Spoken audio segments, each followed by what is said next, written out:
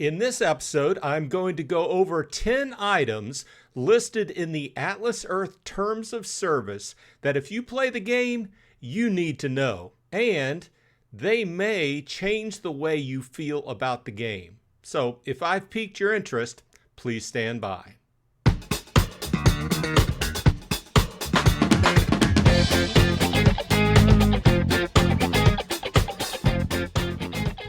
Hey everyone, thanks for dropping by. Bronze Dragon here. I did an episode more than a year ago featuring some of the high points of the Atlas Earth Terms of Service.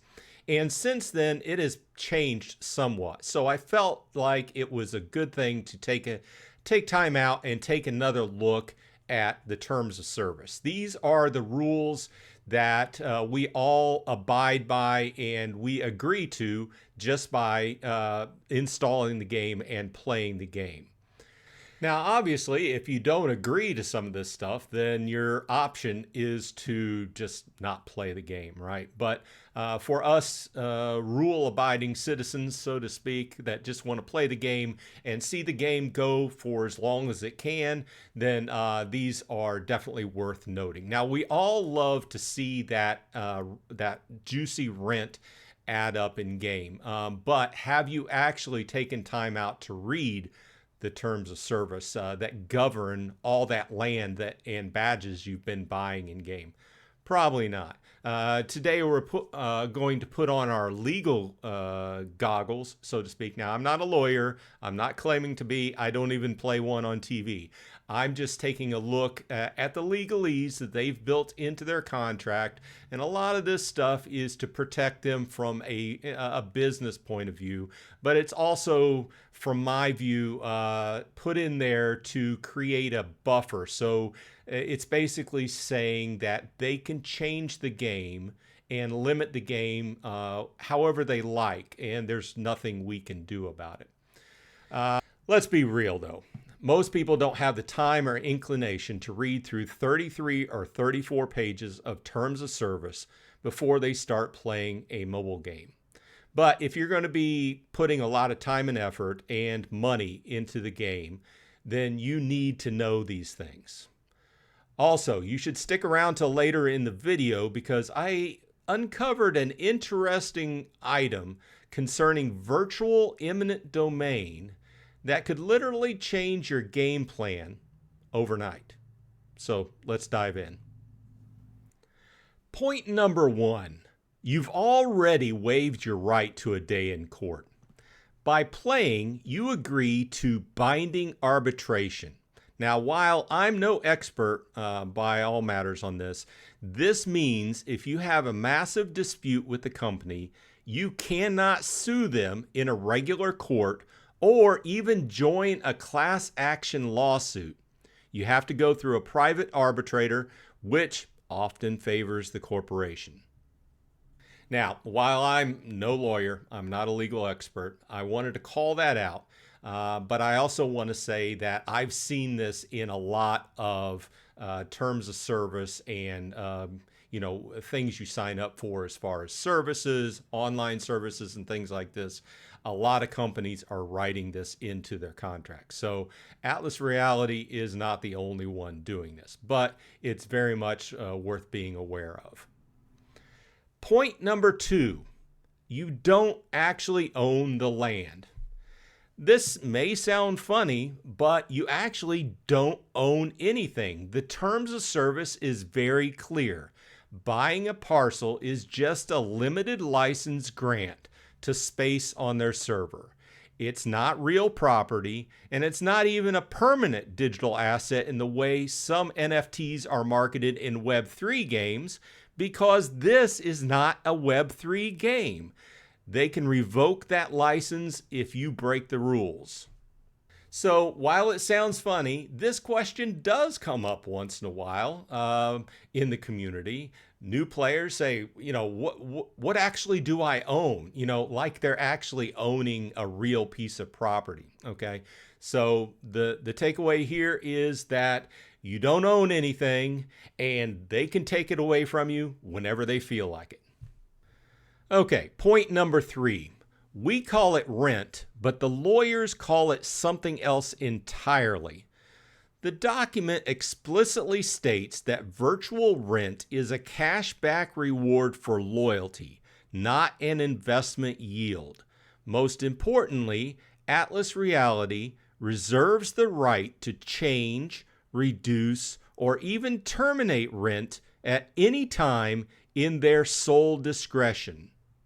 Now, this definitely goes back to the point that we talk about a lot on our live streams and different videos, and is specifically mentioned also in the terms of service, that this is a game and not an investment. So I think the verbiage there is to directly line it up to be legal, and probably the verbiage really applies in especially places outside of the United States where banking and app rules as far as money making are a lot stricter. Okay, here's the point that I teased at the top of the show. Point 4, virtual eminent domain. Imagine building up a property only for the government to come and take it. Well, just like in real life, it can happen here too. If you buy a parcel that the company later decides should be part of a landmark, they can take it back. They don't have to give you your money back, only a refund of the in-game credits you spent. If you bought that land at a premium from another player in the past, you're out of luck. If you got a very high rarity like a legendary, guess what? Still out of luck. So, in previous conversations, I've been told that all the landmarks are already set aside in the United States. In other words, there's really no possibility of you having bought one of the landmark parcels. You could have bought a parcel around the actual landmark.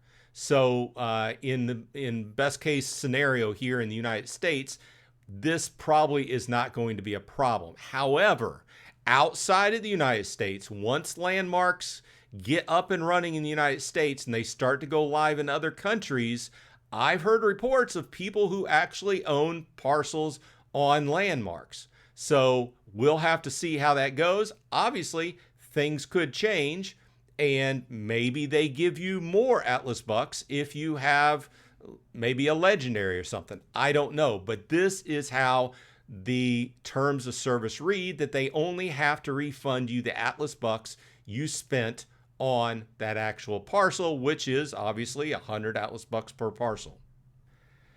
Point number 5, and this is a big one, the one account rule. Trying to boost your earnings with a second account? Don't do it. The terms of service strictly prohibits creating or using more than one account. If they catch you, they can delete your profile and claw back every item and parcel that you've purchased.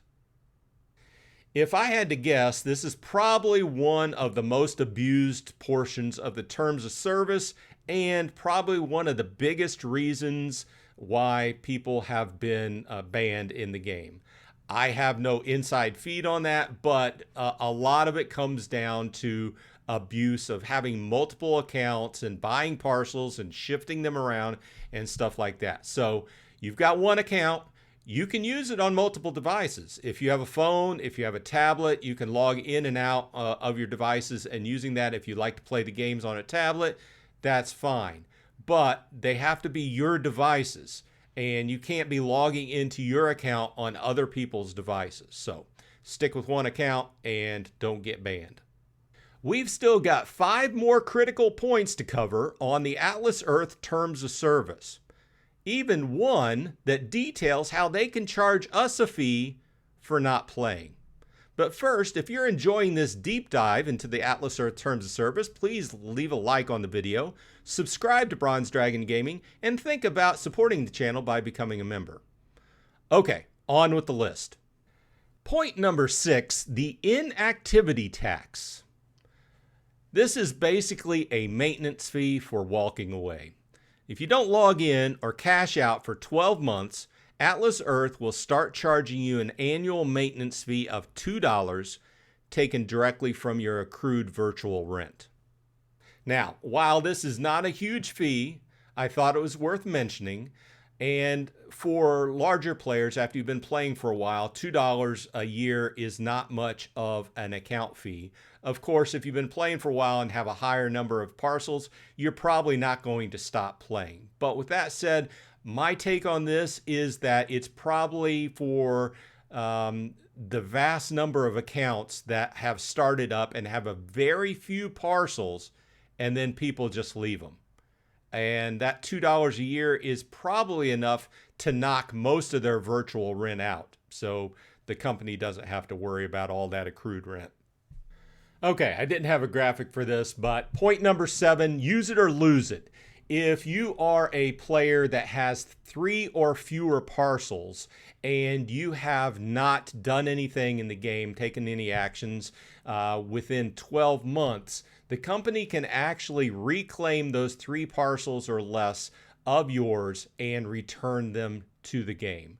So while it's just one of those things a lot of people ask about once in a while, they see people around them have started playing the game, they have a parcel or two, and they're wondering, those people don't play the game anymore. What's going to happen? So this is the answer. Technically, the company can come and reclaim those 3 or fewer parcels and basically do away with your account to reduce the account overhead from the backside, from the administrative standpoint, and also possibly those parcels are wanted by people who actually play the game. Now, a valid note on the last 2 topics about the maintenance fee and about parcels 3 or less being returned to the game. I checked with Annalise with the company, and they said these are written in the terms of service. However, to this point in 2026, the company has not taken action to complete either of these. Now on to point number 8, the $5 cash out wall. You earn some money, but can you actually touch it? You can't cash out until you hit at least $5 in virtual rent. The threshold is also subject to change, meaning they could raise it to $10 or $20 down the line. Plus, they can deduct transfer fees from that balance. Now, I mention this and bring this up, not that I've ever had any problems removing money out of Atlas Earth. I've removed almost $1,000 from Atlas Earth, and I've been playing about 2 years. But if you are a play-to-earn player, you know that some other large-named popular apps that are on the play-to-earn spectrum have done just this. And it's a big red flag if this kind of thing starts to get altered. If they take their $5 minimum and bring it up to $10 or $20, that's a huge red flag to me. Point number 9, no refunds on virtual items. Buyer's remorse? Too bad. Almost every purchase in the game, from Atlas Bucks to virtual items, is final and non-refundable. The only exception is a very narrow 24-hour window for pre-order purchases, whatever those are, made through their website. Now, with that said, I have heard of one-off situations where somebody bought something, put in a ticket, and got their money refunded. However, those are very far and few in between. In fact, over the time period I've been playing, they've added an extra step in between clicking buy that Atlas Buck package and actually completing that. So you can't what they refer to as butt dial a purchase of an Atlas Buck package anymore. So if you bought something, whether it's Atlas Bucks or whether it's a legendary parcel upgrade, it's yours. Don't expect to get your money back. Okay, point number 10, wrapping up the top 10 points I wanted to mention about what were contained within the Atlas Earth Terms of Service is the termination for any reason clause. This is in effect the ultimate kill switch. Atlas Reality reserves the right to terminate your account at any time with or without notice for any reason. They don't even need a reason. It's in their sole discretion. If they decide the game is over for you, it's over. Now, while this last point seems kind of harsh, most games in some way, especially massively multiplayer games online, have this kind of terminology built into their terms of service verbiage. But I wanted to bring it up because Atlas Earth is not like most games. There are some people that play this game that have put a lot of money into it. We all put a lot of time and effort into it, right? But there's some people that have put a lot of money into it. And this is also one of those reasons you think about when you're thinking about putting money into the game. They can turn your account off at any time without a reason. As they say, knowledge is power. Atlas Earth is still a lot of fun, and I'm still enjoying playing it 2 years later. But you have to understand that the digital ground you're building on is not owned by you. It's owned by Atlas Reality. So, looking back at all the points we just went over, do any of these points change your thinking on how much money you're willing to spend in the game? Or are these just standard terms of service for a mobile game? Let me know in the comments. Also, side note, if you would like a deep dive into the terms of service of the new Atlas shopping program, which recently was spun off to a separate company, let me know in the comments. Otherwise, this has been Bronze Dragon. I hope everyone on your side is happy and healthy, and I'll see you in Atlas Earth.